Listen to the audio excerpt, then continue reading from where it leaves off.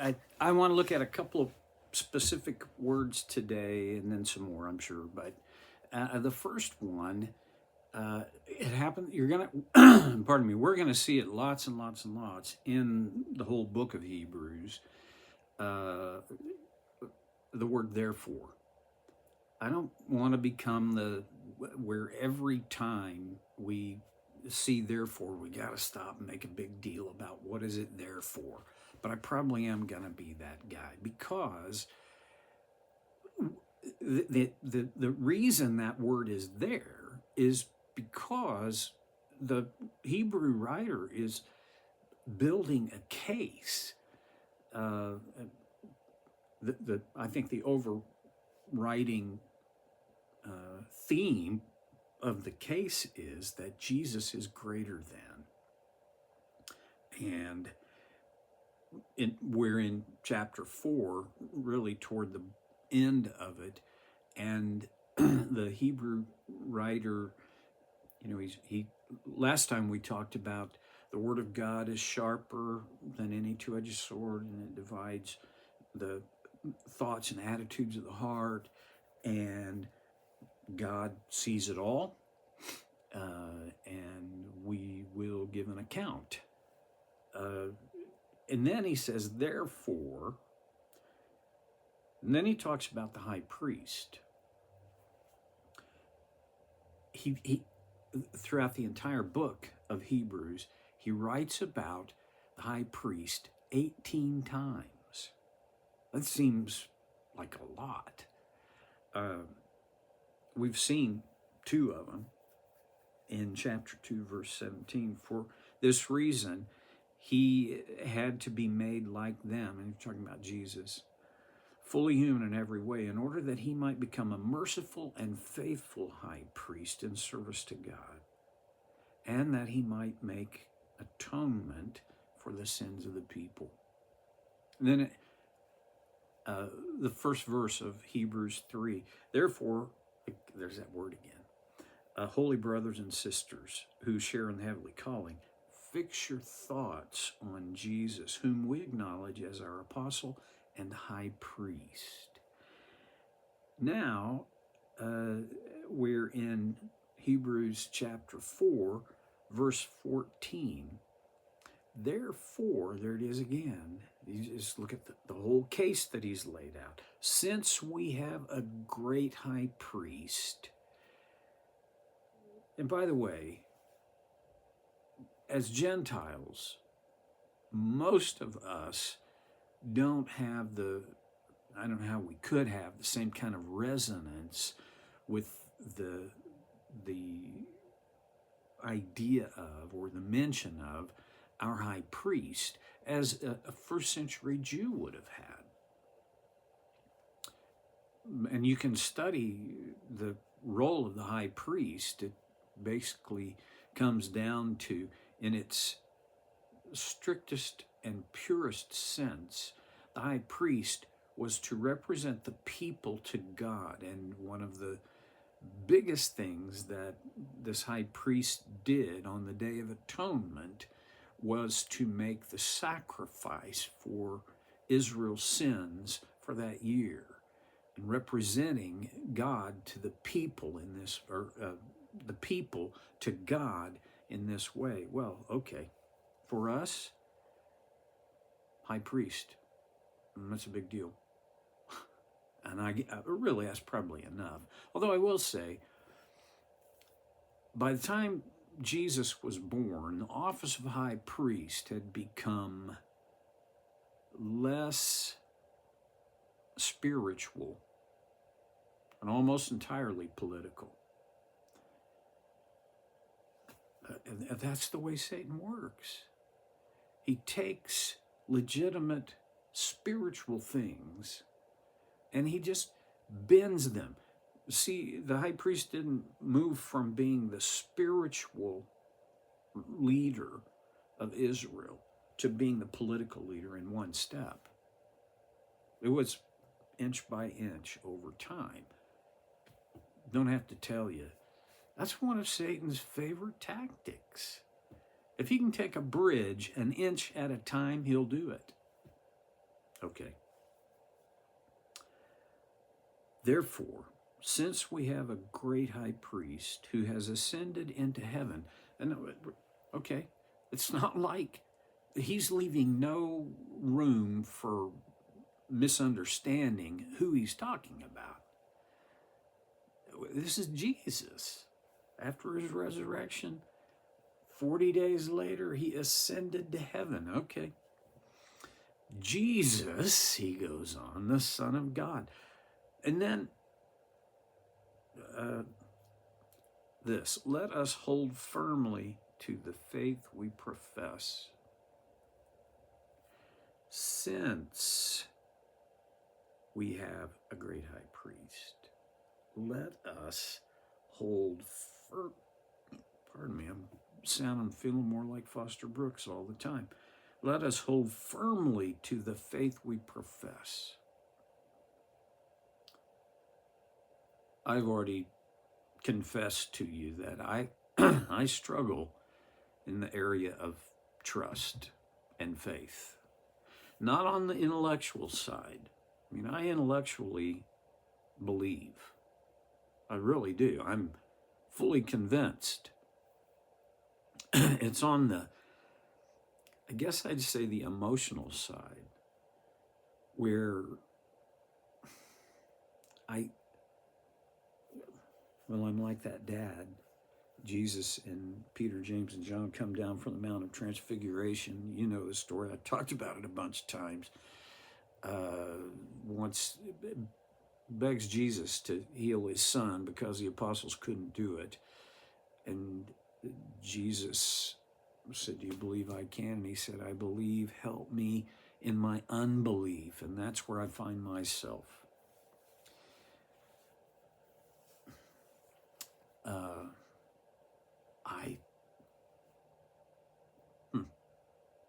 I've tried really hard to have faith.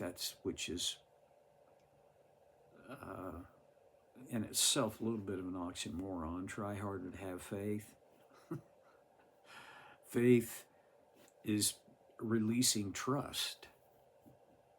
Try harder to do that. I do. I was in a conversation with a friend this weekend, and we were talking about faith, how we both struggle with faith. And it occurred to me,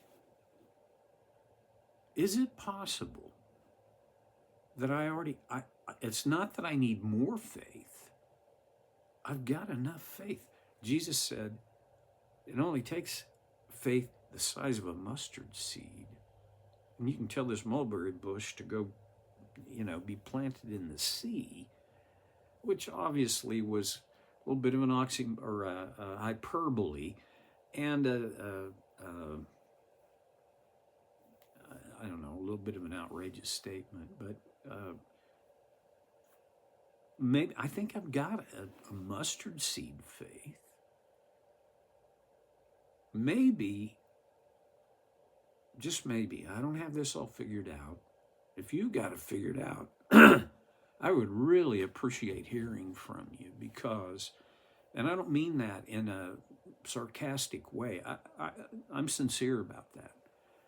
I want to know more about how my faith can work. Maybe this is part of the key. Let us hold firmly to the faith we profess. It doesn't talk about the size or height and breadth of depth of our faith. It just talks about the faith we profess. Hold firmly to it. And that's where I think, that's where I'm kind of living today, is I've only got a mustard seed size faith. But I'm going to hold firmly to that. Maybe, just maybe, that's all it takes. That's all God's asking me for. So, how do I hold fast to that? Well, I can only share my, personal experience, which honestly is,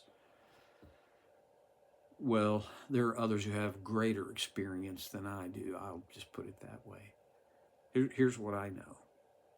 To hold fast to the faith, mustard seed size, that I profess, I got to remind myself of it.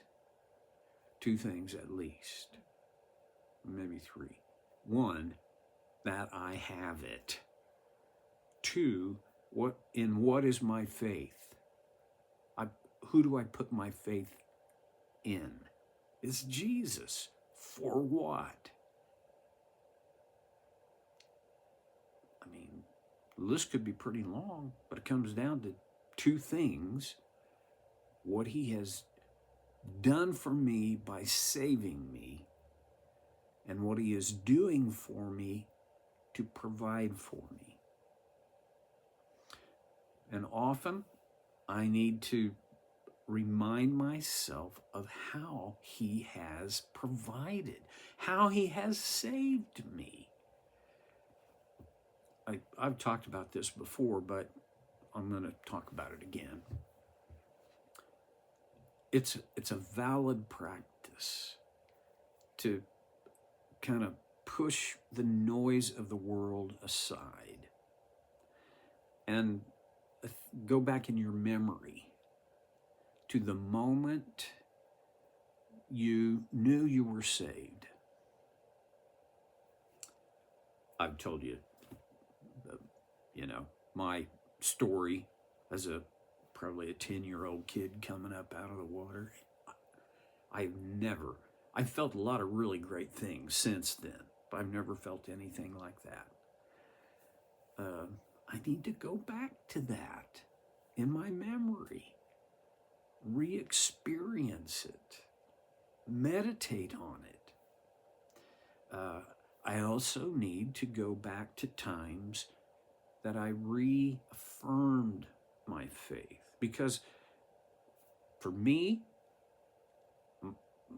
my faith in Jesus was not a one and done thing. And it might be for you, but for me, I've had to reestablish my faith in him. And then you may need to do this with the calendar. When and how has God provided for you? He saved you, and when you experienced this, when you knew this for yourself, is there anything bigger than that? And then he provides and sustains. Look back briefly. Don't get stuck back there, but look back at the times that he did. In my story, most of those times, when I look back on them, I can't say that, I knew he'd take care of it, and I just went on my way. No. I fretted and stewed, and I cried out to him. I begged him. Was I unfaithful? Well, I think there are people who would say I was. I think I was just human. But I have a great high priest, my advocate, who I have put my faith in. And I need to hold fast to that faith. To hold fast actually is a bit of a military term. When, as a soldier, if I were given the order to hold fast, what that means is you don't give an inch. You fight with everything you've got to not give up an inch. Okay, I got to fight to hold fast to my faith. And if you do, then I've got this empathy with you. And if you don't, I have this great admiration and envy for you. hold fast to the faith that you profess. Okay. See you next time on So Care with Stevie Boy.